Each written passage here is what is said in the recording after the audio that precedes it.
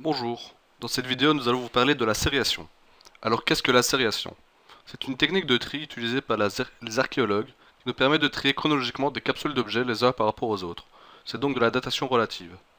Cette méthode a été inventée par William Petrie au XIXe siècle. Voici un exemple, mettez-nous en situation. Nous sommes dans le futur, nous déterrons des tombes et nous trouvons des sacs d'objets. Nous ignorons tout de ces objets. Comment pourrait-on faire pour trier les tombes les unes par rapport aux autres en se servant de ces sacs?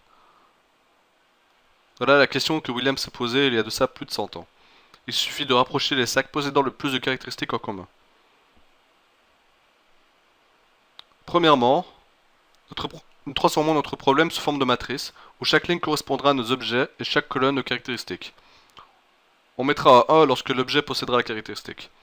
C'est ce qu'on appelle la matrice d'incidence.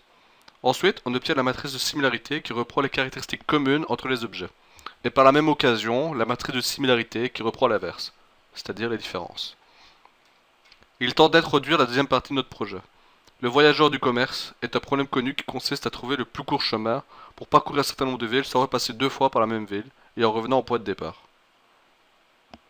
Mettons ce problème dans notre contexte. On imagine que les villes sont des sacs d'objets et les routes le nombre de différences entre ces sacs d'objets. En cherchant le plus court chemin, on aura donc l'ordre temporel de ces sacs. Pour cela, on transforme notre matrice qui reprend les différences en un graphe et on cherche le plus court chemin dans ce graphe. Nous obtenons donc deux solutions, car nous ne savons pas dans quel ordre sont apparus les sacs d'objets. Donc cette technique nécessite d'être associée à d'autres techniques, ne serait-ce que pour savoir quel sac est apparu en premier. Ceci conclut donc notre vidéo de présentation. Merci pour votre attention.